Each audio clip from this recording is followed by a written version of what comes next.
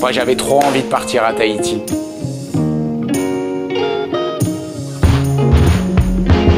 Pour moi, en fait, c'est un rêve de gosse.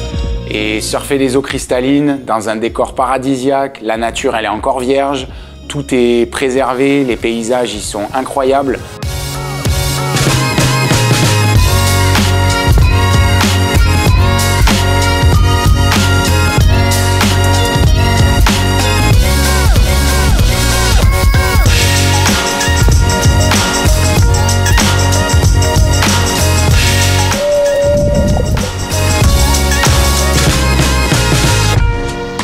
En plus de ça, j'avais vraiment envie de progresser en surf et quoi de mieux que Tahiti, je pense, pour en tout cas essayer de se challenger à ce niveau-là.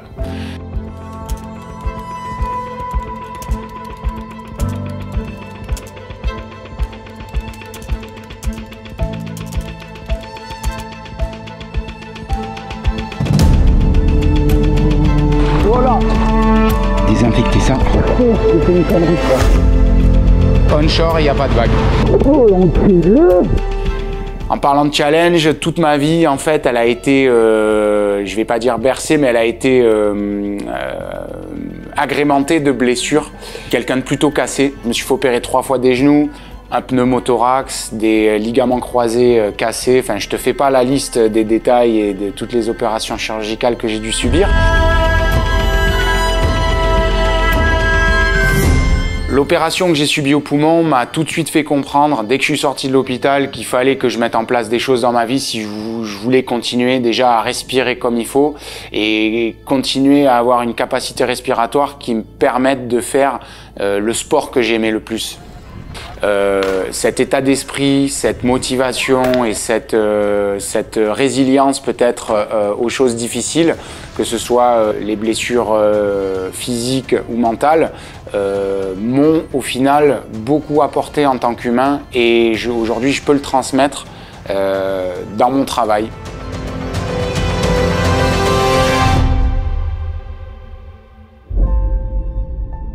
La blessure m'a ouvert aussi vers un processus de santé, de rééducation, de kiné, tout le processus que tu dois faire pour te rééduquer, te maintenir en forme, voire même progresser. En plus de ça, j'arrive pas très loin de 40 ans, ce qui fait que si je veux continuer à avoir des performances et une exigence avec mon corps et continuer de progresser, on va dire, je suis obligé de mettre en place des choses dans mon quotidien, dans ma routine, et ça fait pas forcément plaisir, mais je les ai intégrés à ma vie. Et ce qui fait qu'aujourd'hui, voilà, je suis dans un processus de rééducation suivi par un kiné. Je vais nager 4 fois par semaine, je vais chez le kiné 4 fois par semaine aussi. Si je peux nager un peu plus, je le fais. En tout cas, j'essaie de faire voilà, beaucoup de cardio, beaucoup de choses qui ne maltraitent plus mon corps.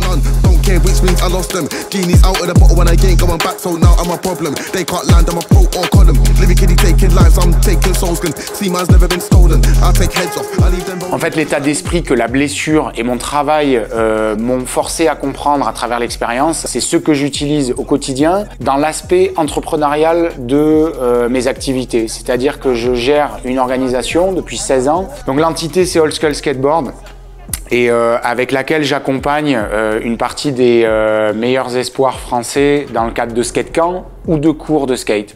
Donc le but du jeu, au-delà de l'aspect coaching, au-delà de l'aspect accompagnement et l'aspect sportif, c'est aussi de développer tout ce qui est fonctionnement interne de la structure, l'image de marque, le marketing, les produits, la compta, l'organisation, la logistique, amener une troupe de 9 skateurs turbulents en skate camp dans les villes de Barcelone, en minivan, plein de circulation, plein de transpiration, avec un risque de blessure intense, des gars qui sont très talentueux, donc des petits chevaux de course, c'est pas de tout repos, et tout ça, faut l'organiser.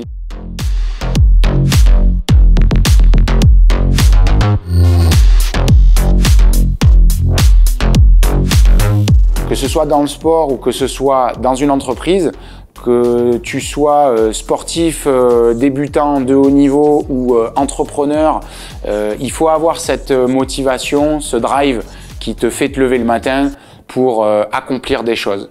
Et c'est ma vie.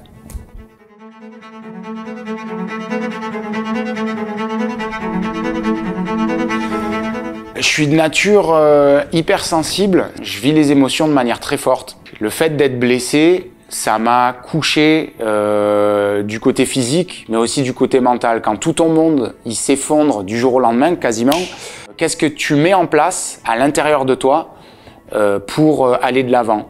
Sachant que même si je suis entouré, je peux pas compter non plus sur les autres pour faire ce travail à ma place. Et je pense que j'ai vécu tellement de moments comme ça qu'aujourd'hui, j'ai décidé de retourner cette situation à mon avantage. Je suis persuadé que tout le monde en est capable, mais que pas tout le monde fait ce travail-là. Et pour moi, c'est quelque chose qui fait partie intégrante de ma vie. C'est tellement important pour moi que cet aspect et ces réflexions-là, je les ai tous les jours.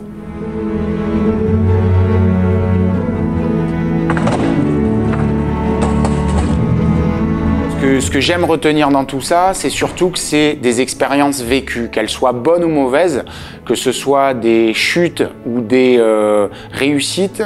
Je vis les choses comme les émotions de manière intense et je les teste par moi-même. J'ai bien entendu passé plusieurs diplômes, plusieurs brevets d'État, ce qui fait que j'ai appris très scolairement.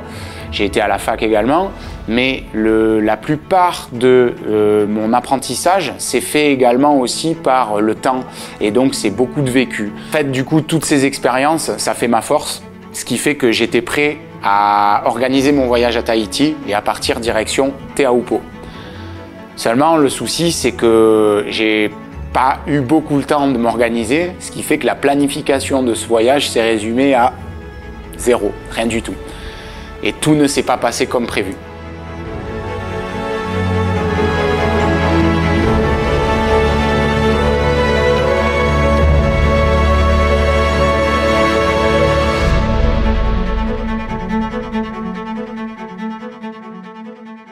La seule chose dont j'ai eu vraiment peur, c'est l'eau. En gros, tu as 40 minutes de nage pour aller à la rame, surfer une vague qui potentiellement peut te tuer. Comme ça, c'est pas le Tahiti Dream qu'on croit.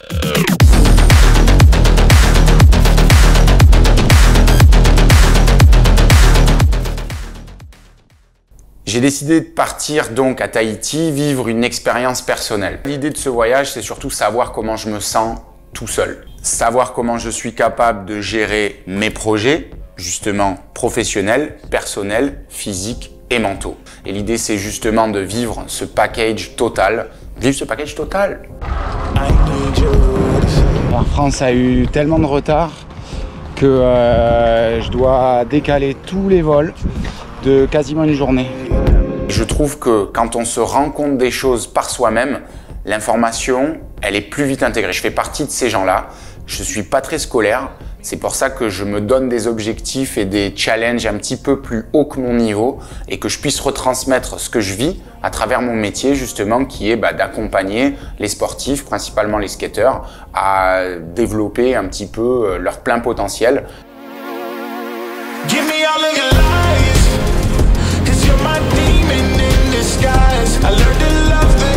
On part à Tahiti, on part à la Mecque historique mondiale du surf, si je peux le dire comme ça.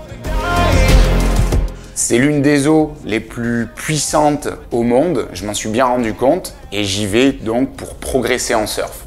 Sortir de ma zone de confort, je l'utilise comme un énorme life goal, comme on peut dire, le but de sa vie.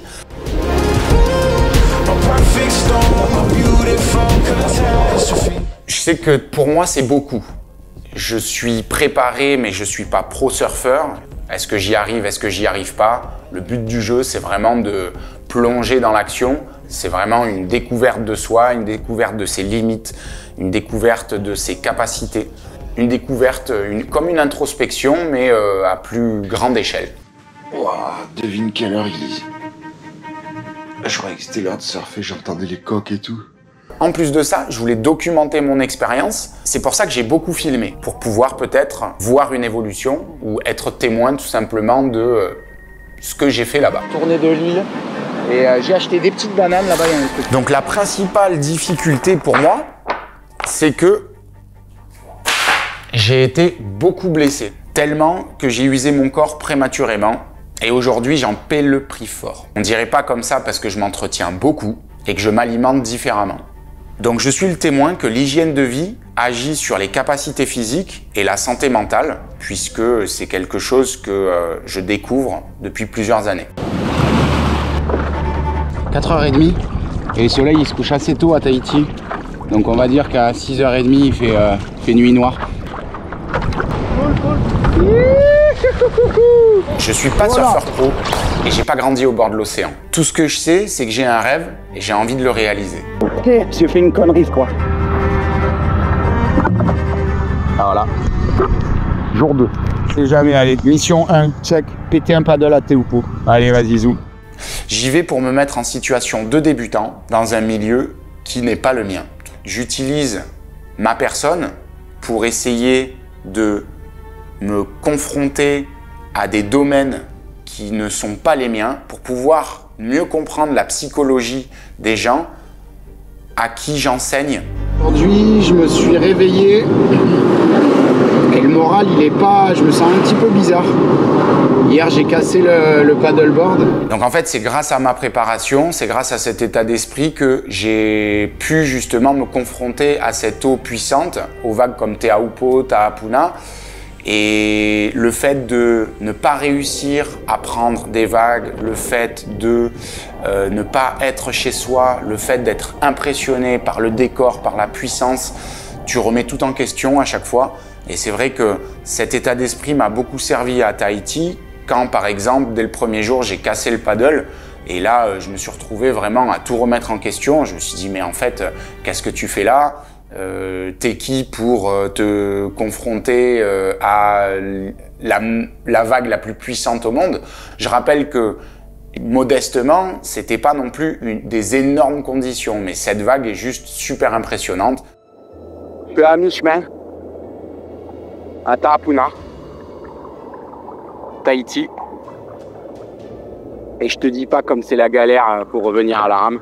Dans toutes les vagues à Tahiti, faut que tu ailles les chercher. Donc il y a quelque chose aussi dont je me suis rendu compte, c'est que c'est pas comme à Bali où tu prends ton petit scooter et tu fais les spots en scooter avec ta board de surf sur le côté. Tahiti, en fait, déjà les vagues de reef, il faut aller les chercher. Pour Te Aupo, pour Tahapuna, pour pas mal de vagues, c'est des vagues de reef et c'est des vagues de passe. C'est-à-dire qu'elles sont à 1 km, je veux pas exagérer, mais en moyenne, à la rame.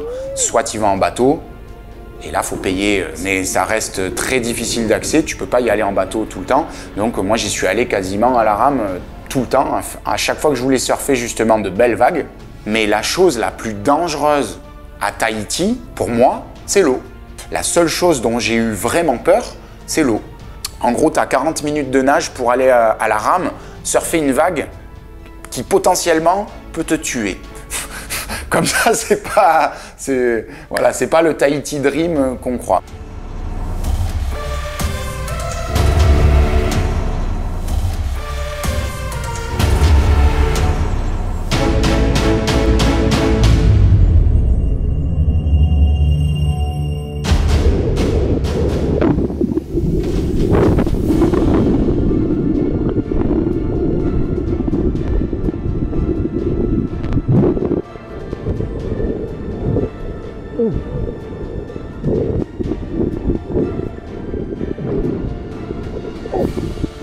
Oh là là.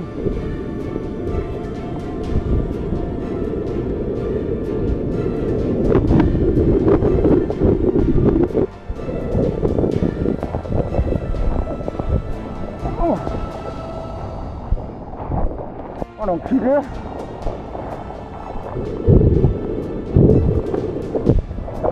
Oh. J'y suis allé pour avoir peur, j'y suis allé pour casser mes planches, enfin pas forcément casser mes planches, mais me faire des frayeurs. J'y suis allé pour me prendre des énormes boîtes et revenir sans avoir pris une vague, sans avoir vraiment été content de mon surf. Ça, c'est pour les vagues les plus challenge, les vagues de reef. Faut aller les chercher, faut savoir les surfer. Et donc, des fois, forcément, j'y suis allé pour rien du tout. Bon, je suis sur la route du spot.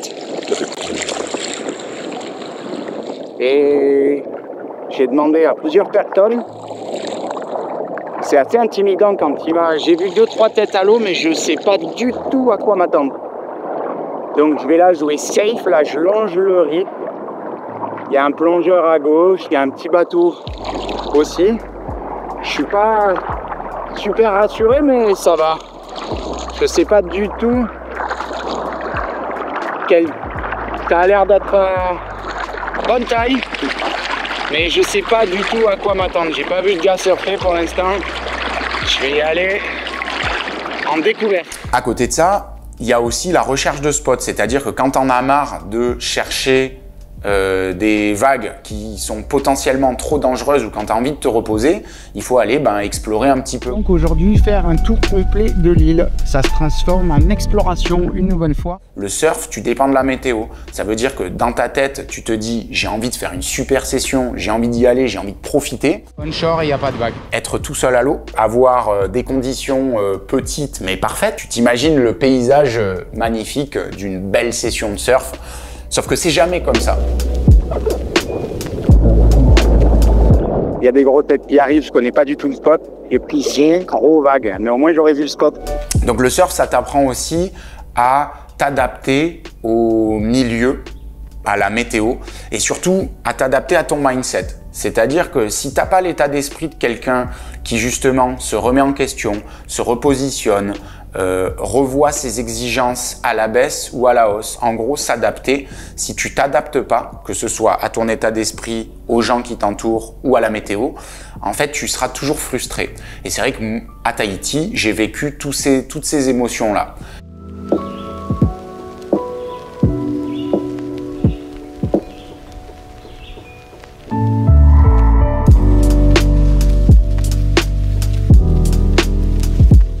Donc je trouve très intéressant justement de se préparer pour pouvoir se confronter et vivre cette expérience dans sa globalité qui est les échecs, les difficultés, les challenges, les défis, mais aussi, comme on le verra un peu plus tard, dans la réussite de certains objectifs. Tout ce pourquoi on vit, ce pourquoi je vis, c'est vraiment réussir à peindre le tableau que tu t'es créé dans la tête en fait.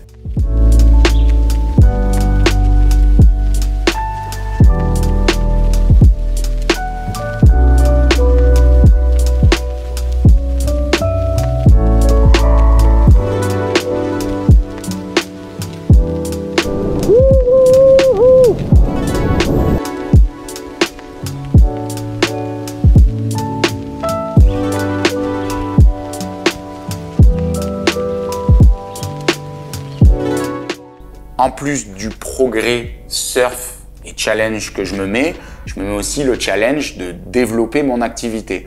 Je pars avec des envies de revenir, avec un travail fait. J'ai profité de ce décalage horaire et du rythme que j'avais parce que je suis quelqu'un qui me lève très tôt en général, de 5 h à 8 h, essayer de caler 3 heures de travail. Ça veut dire qu'après, je partais surfer et en général, selon le spot où j'allais, si c'était pas trop challenge et si je revenais pas trop fatigué, je revenais travailler. Travail, challenge surf, travail, repos, manger, repeat.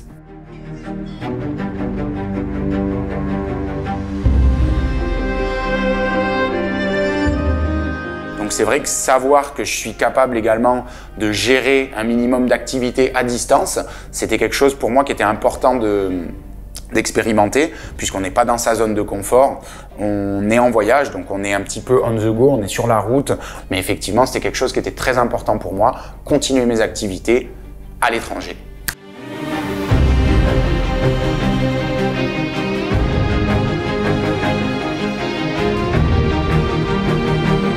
Donc en gros, ce voyage à Tahiti pour moi, c'est l'expérimentation de beaucoup de tests, beaucoup d'échecs, beaucoup de challenges, beaucoup de défis pour arriver au final à entrevoir l'accomplissement de mes objectifs, l'accomplissement de mes rêves.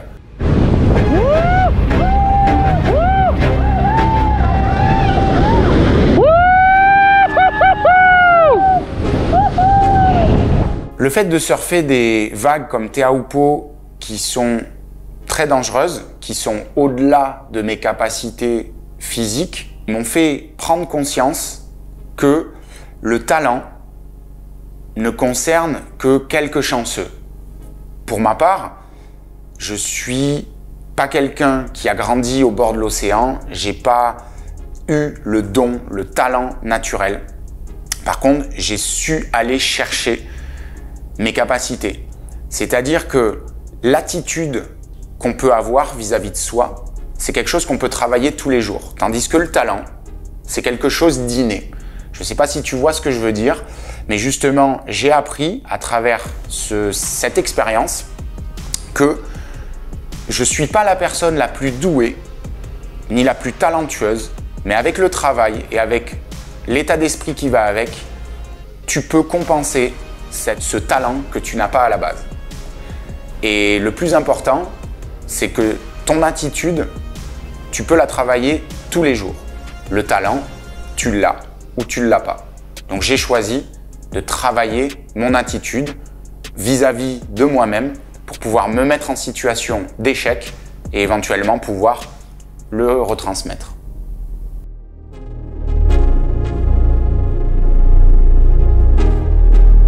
Et donc grâce à ça, finalement, c'est ça qui m'a permis de m'éclater à fond à Tahiti, de surfer les vagues que j'avais envie de surfer, de progresser comme j'avais voulu progresser et de vivre une expérience Tahiti Dream comme dans mes rêves.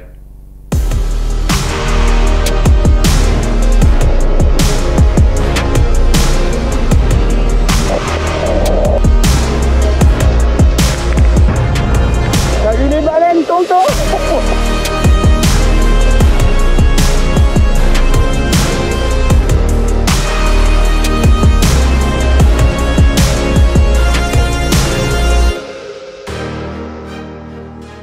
C'était pas forcément parti pour être le voyage rêvé que j'avais en tête depuis toutes ces années, mais grâce à ma préparation et grâce à l'état d'esprit, eh ben, j'ai pu transformer mon expérience en quelque chose d'incroyable.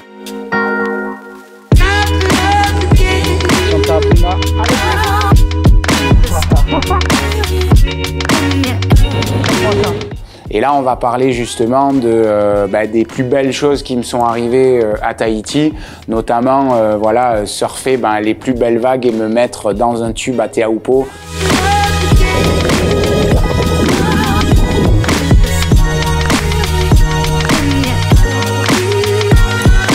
C'est une des plus belles sensations possibles. Je pensais que j'en étais pas capable et à la fin du voyage, je suis quelqu'un d'Avignon, lambda, qui a su mettre en place des choses et qui ne s'est pas arrêté à un état d'esprit négatif ou à des blessures ou à se sortir tout un tas d'excuses. L'idée, c'est vraiment de se remettre des échecs et pour pouvoir aller de l'avant.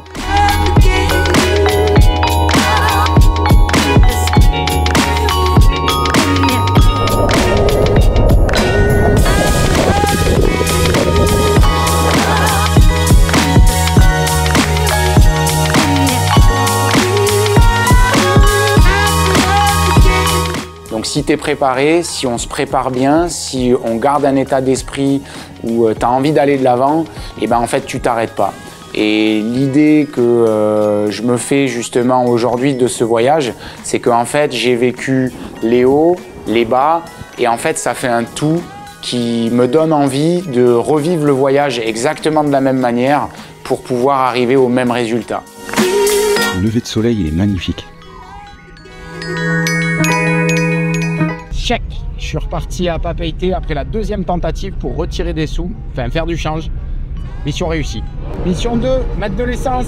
Check. Là, du coup, je vais voir une plage. Allez, ça part de là. Si finalement on passe par des émotions négatives, c'est pour vivre des émotions positives derrière. Si on ne fait pas d'échecs, si on tombe pas, si on n'apprend pas à vivre l'échec comme un moment où on apprend, un moment d'apprentissage pour pouvoir se relever plus tard, eh ben c'est pour moi la clé un petit peu de mon enseignement, de ma façon de penser, de la vie que j'ai envie de mener.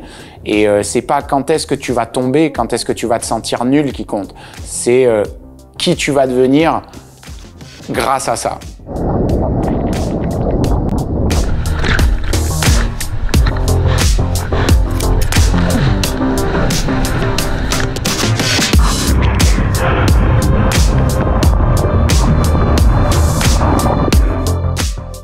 Cette expérience à Tahiti, au final, dans un paysage somptueux, dans des eaux cristallines, notamment, je me souviens de la dernière session avec Emeo Cermak.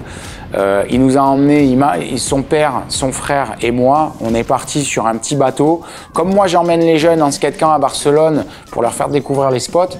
Là, ben, c'était moi le petit gamin et il me disait, tu veux quoi? Une vague à manœuvre, une vague à tube? Tu veux aller à Tehupo? Pour la première fois, j'avais ni à nager, j'avais pas à ramer. J'étais sur un bateau avec un pro qui avait 17 ans, qui est un des meilleurs sur le circuit mondial, on va dire espoir, et qui vient de Tahiti, local. Tu peux pas faire meilleur guide. Son père qui prenait les photos, son frère qui a quand même un meilleur niveau que moi, mais qui est loin d'être au niveau stratosphérique qu'à Emeo Cermak.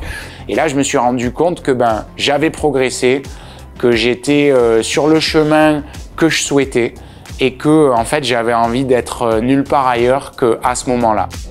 T'as vu les baleines, tonton?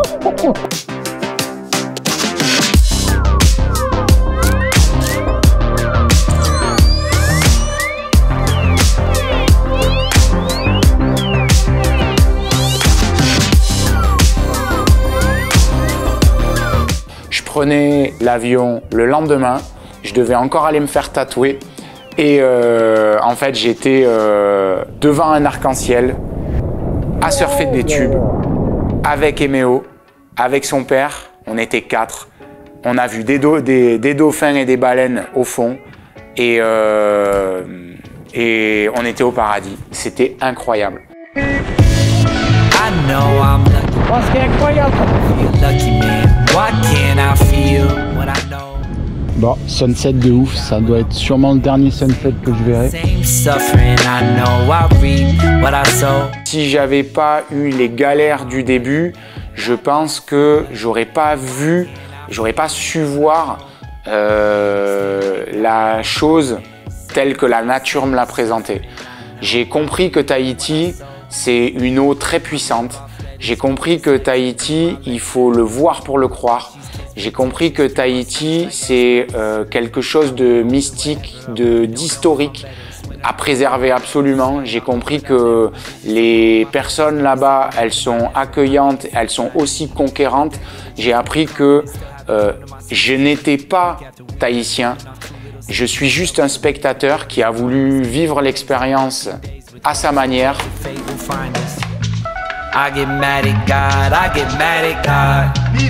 Watching billionaires get to play astronaut. God loves Musk and Bezos, don't the numbers say so? Should turn a mill with all this breath I waste on what I hate most. I know I'm lucky man, but I don't feel lucky man. Why can't I feel? Et à chaque fois, j'en reviens au fait que si je m'étais pas préparé, par exemple suite à mes blessures, les genoux, les ligaments croisés, des problèmes de poumons, tout ça. Si j'avais pas eu cette mentalité que je pratique au quotidien et cette routine qui est difficile à comprendre pour certaines personnes, mais que j'applique malgré les difficultés, m'ont préparé pour vivre ce genre de challenge. Et sans les blessures, sans cet état d'esprit, j'aurais jamais pu envisager surfer Tehupo, ni même prendre un tube là-bas. J'aurais jamais pu envisager mettre mon corps et mon esprit dans ce genre de situation. Que pour le peu que je fais tout seul, c'est assez impressionnant quand même. Alors j'imagine même pas ceux qui font ça de leur vie ou qui découvrent des endroits vraiment solo avec leur pipe et leur couteau. Sans les blessures, sans les défis, sans les challenges, on ne peut pas créer de situation dans laquelle tu te sors de ta zone de confort pour justement aller au-delà. Le message que je souhaite passer, parce qu'il est applicable que ce soit au surf, dans la vie du quotidien, au travail ou dans nos relations, c'est vraiment justement de savoir prendre du recul quand ton état d'esprit il n'est pas positif ou il n'est pas le plus clair possible. Là où tu arrives, c'est pas forcément ce qui compte, c'est plus le chemin que tu as vécu qui fait là où tu en arrives. Bon, aujourd'hui, je suis au skatepark de Papeete et je vais donner une petite surprise. Mec, j'ai une surprise pour toi. Si c'est toi, Steve. Oh, c'est pas Steve. Une board cadeau. Voilà. C'est combien je te dois? Mais rien du tout, c'est cadeau, mon gars. Ah oui? Ça me fait plaisir, t'es chaud, t'as 50 ans passés. Oh, t'es gentil. T'es super chaud de skate, ça me fait trop plaisir. Oh, je suis content, puis tes conseils, je vais les appliquer. Mais à l'aise. Comment tu t'appelles? Max, comment tu t'appelles? Moi, c'est Pascal. Pascal. Enchanté, tu vois, c'est ça la vibe. Si moi, je peux le faire, tout le monde peut le faire et on peut l'appliquer à tous les domaines de la vie. Là, l'exemple, c'était le surf. Mais mon domaine à moi, c'est le skateboard et à la base même, c'est la natation. Donc tu vois, surfer Teahupo'o pour un petit gars d'Avignon qui est coach de skate, autant te dire que c'est pas quelque chose pour laquelle je t'aurais cru si tu m'avais dit il y a 10 ans que j'irais le faire. J'ai enfin trouvé le kayak, c'est à peu près 10 h du matin. J'ai eu le temps de bosser sur l'ordi 3 heures, je me suis levé tôt comme d'hab. Et on va voir ensemble les requins. Regarde-moi cette vue. Les choses que je mets en place pour moi, de m'être sorti de grosses blessures et d'avoir frôlé la mort à certains moments, c'est justement le côté résilience et le côté approche mentale de la préparation. Qu'est-ce que tu vas être prêt à mettre en place tout de suite pour arriver à ton objectif? C'est pas le mettre une seule fois en place, ni le mettre 2 fois en place, ni le mettre 3 fois en place. C'est pas 3 jours, 1 semaine, 1 mois. C'est qu'est-ce que tu es prêt à mettre en place dans ta vie sur le long terme pour pouvoir accéder à ton rêve. Pour mon exemple, c'était surfer Teahupo'o, mais toi, ça peut être, peu importe le rêve que tu as, il faut pas compter ses essais. Et vu que je l'applique pour moi, je te dirais, viens avec moi, on va aller nager, on va aller s'entretenir, on va aller faire du cardio tous les jours de l'année. Magnifique.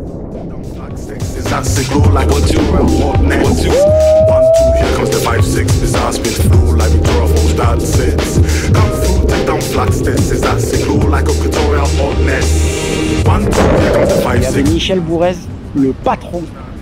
Je t'explique, quand tu fais un late canard et que tu retentes ton canard au risque de te faire défoncer, juste pour le voir dans le barrel. Oh. C'est les petits pas qui font les grandes marches et c'est les petites choses qui font les grands rêves.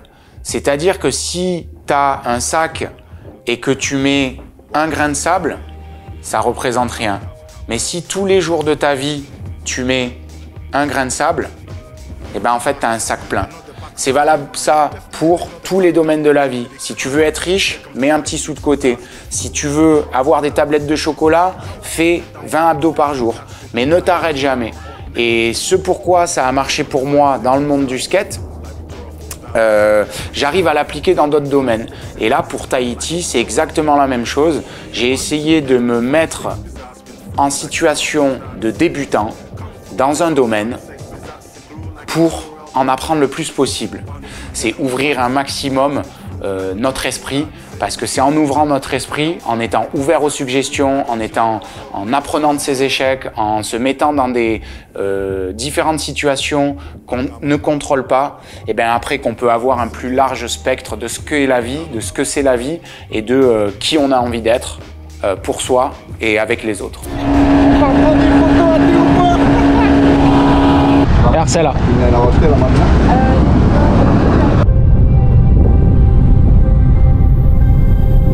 Holy shit! faux ça. Pas peur d'expérimenter les choses tout seul, sans documentation. Je dis pas que je suis un explorateur, je dis pas que je suis meilleur que quelqu'un, je dis juste qu'avec les éléments que j'ai, j'attends personne pour faire ce qui me fait plaisir et le pousser au niveau que j'ai envie. Et sachant que je suis très exigeant avec moi-même, je pousse souvent le bouchon, l'expérience à ses limites, à mes limites à moi. Et je me rends compte qu'au final, je progresse et j'échangerai ma vie avec personne d'autre. Et s'il fallait reprendre des gamelles pour avoir un meilleur état d'esprit, il est où le papier, je signe.